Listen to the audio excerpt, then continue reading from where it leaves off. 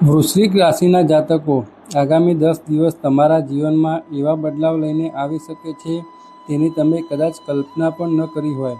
ઘણા સમયથી જે કામ અટવાયેલા હતા, જે સપનાઓ અધૂરા રહ્યા હતા અને જે આશાઓ ધૂંધળી બની ગઈ હતી, તેમાં હવે નવી રોશની દેખાવાની શરૂઆત થઈ શકી છે. જ્યોતિષીય દ્રષ્ટિએ એક ખાસ સમય શરૂ થવા જઈ રહ્યો છે અને તેના કારણે તમારા જીવનમાં કેટલાક મોટા પરિવર્તનો જોવા મળી શકે છે. જેથી આ વિડીયો અંત સુધી જરૂર જોતા રહેજો, કારણ કે દરેક વાત તમારા માટે ખૂબ મહત્ત્વની સાબિત થઈ શકે છે.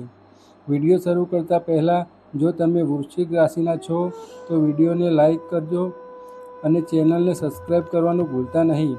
આવી જ મહત્ત્વપૂર્ણ રાશિફળ અને જ્યોતિષ સંબંધિત માહિતી તમને સતત મળતી રહે છે, માટે અમારી સાથે જોડાયેલા રહો. વૃશ્ચિક રાશિના મિત્રો, છેલ્લા કેટલાક મહિનાઓ કદાચ તમારા માટે સરળ રહ્યા નથી. ઘણી વખત તમે દિલથી મહેનત કરી, પરંતુ પરિણામ તમારી અપેક્ષા મુજબ મળ્યા નહીં. કેટલાક લોકો પર તમે વિશ્વાસ કર્યો, તેમની વાતો માની, પરંતુ જરૂર પડે તેઓ તમારી સાથે ઊભા રહ્યા નહીં. પરિવારની જવાબદારીઓ, નોકરીનો તણાવ, ધંધાની ચિંતાઓ અને ભવિષ્યની અનિશ્ચિતતા ઘણી વખત તમને અંદરથી થકવી નાખતી હતી. પરંતુ હવે ગ્રહોની સ્થિતિ એ સંકેત આપી રહી છે કે ધીમે ધીમે પરિસ્થિતિ બદલાવાની શરૂઆત થઈ રહી છે. 15 જૂન પછી સૂર્યનું મહત્વપૂર્ણ ગોચર થવા જઈ રહ્યું છે. સૂર્ય મિથુન રાશિમાં પ્રવેશ કરશે અને ત્યાં બુધ સાથે મળીને બુધાદિત્ય યોગનું નિર્માણ કરશે. જ્યોતિષમાં આ યોગને ખૂબ શુભ માનવામાં આવે છે. આ યોગ વ્યક્તિની બુદ્ધિ, નિર્ણય ક્ષમતા અને આત્મવિશ્વાસમાં વધારો કરે છે. ઘણા સમયથી જે બાબતોમાં તમને સ્પષ્ટતા નહોતી મળતી, તેમાં હવે માર્ગ દેખાવા લાગી શકે છે. આ સમય દરમિયાન તમારા ભાગ્યસ્થાનમાં ગુરુ અને શુક્રની વિશેષ સ્થિતિ પણ બની રહી છે.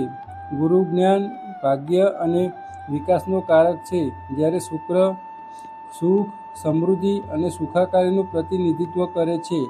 જ્યારે આ બંને ગ્રહ અનુકૂળ સ્થિતિમાં આવે છે, ત્યારે જીવનમાં અચાનક સારા અવસર મળવાની શક્યતાઓ વધી જાય છે. ઘણા લોકો માટે અટકાયેલા કાર્યો આગળ વધી શકે છે અને લાંબા સમયથી રાહ જોવાની ખુશખબરી પણ મળી શકે છે. જો તમે નોકરીમાં છો તો તમને નવી જવાબદારી, પ્રમોશન અથવા સિનિયરનો તરફથી પ્રશંસા મળી શકે છે.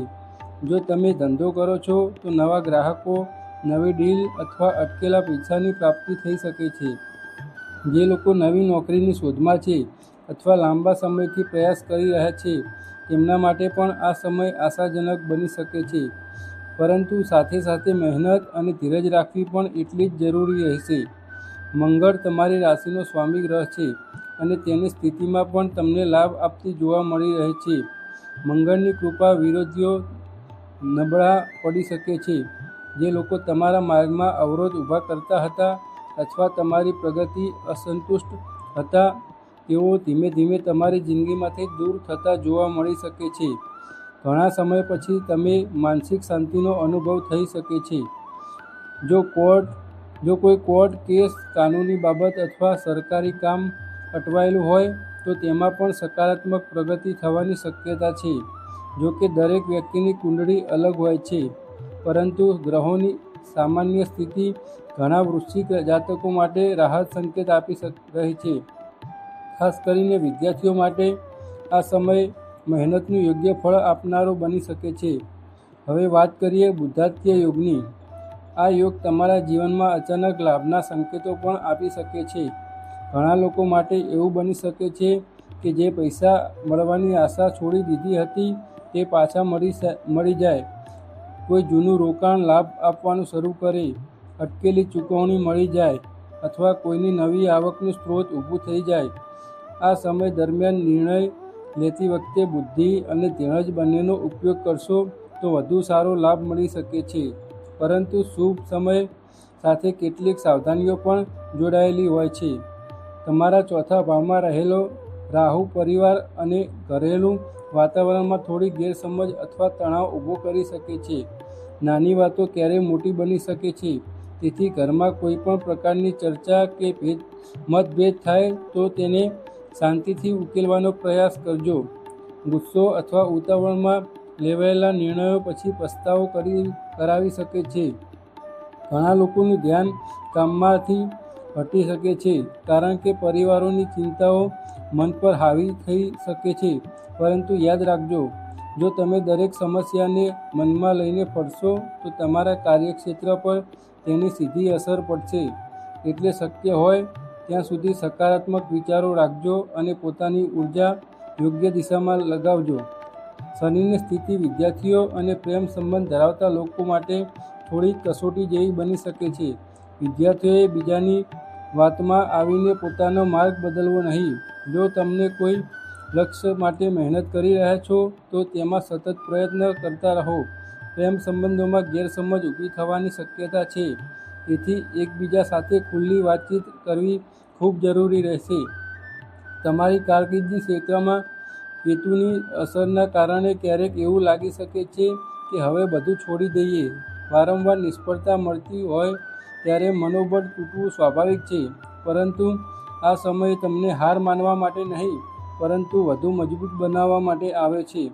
એક પ્રયાસ નિષ્ફળ જાય તો બીજો કરો, બીજો નિષ્ફળ જાય તો ત્રીજો કરો. સફળતા કદાચ થોડી મોડી મળે, પરંતુ મળવાની શક્યતા ચોક્કસ દેખાઈ રહી છે.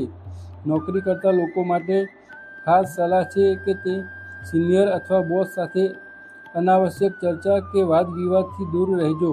ઘણી વખત સાચી વાત હોવા છતાં સમય અને રીત યોગ્ય ન હોય તો નુકસાન થઈ શકે છે.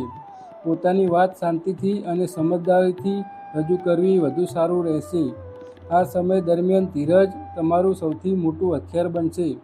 ઉપાયની વાત કરીએ તો બુધવારના દિવસે ભગવાન શ્રી ગણેશજીની મૂર્તિ પૂજા કરવી તમારા માટે લાભદાયક રહી શકે છે. શક્ય હોય તો જરૂરિયાતમંદ લોકોને ભોજન કરાવો અથવા પાણી પીવડાવો. આ ઉપરાંત દર સોમવારે ભગવાન શિવને જળ અર્પણ કરીને ઓમ નમઃ શિવાય મંત્રનો જાપ કરશો તો માનસિક શાંતિ અને આત્મબળ બંનેમાં વધારો થઈ શકે છે. સારા કર્મો અને સકારાત્મક વિચારો હંમેશા ગ્રહોના શુભ ફળને વધુ મજબૂત બનાવે છે. કુલ મળીને જોવા આવે તો આગામી 10 દિવસ વૃશ્ચિક રાશિના જાતકો માટે નવી આશા, નવા અવસર અને નવી શરૂઆતનો સમય બની શકે છે. ભાગ્યનો સાથ, મહેનતનું ફળ અને જીવનમાં આગળ વધવાની નવી પ્રેરણા મળી શકે છે. પરંતુ સાથે સાથે સાવધાની, ધીરજ અને સમજદારી રાખવી પણ એટલી જ જરૂરી રહેશે. જો તમે યોગ્ય નિર્ણય લેશો અને પોતાની મહેનત ચાલુ રાખશો તો આ સમય તમારા માટે યાદગાર સાબિત થઈ શકે છે. જો તમે અહીં સુધી વિડીયો જોયો હોય તો કોમેન્ટમાં ઓમ નમઃ શિવાય જરૂર લખજો. વિડીયોને લાઇક કરજો, તમારા મિત્રો અને પરિવારજનોને સાથે શેર કરજો અને ચેનલને સબસ્ક્રાઈબ કરી બેલ આઇકન દબાવવાનું ભૂલતા નહીં. ફરી મળીશું એક નવી અને મહત્ત્વપૂર્ણ માહિતી સાથે. ધન્યવાદ.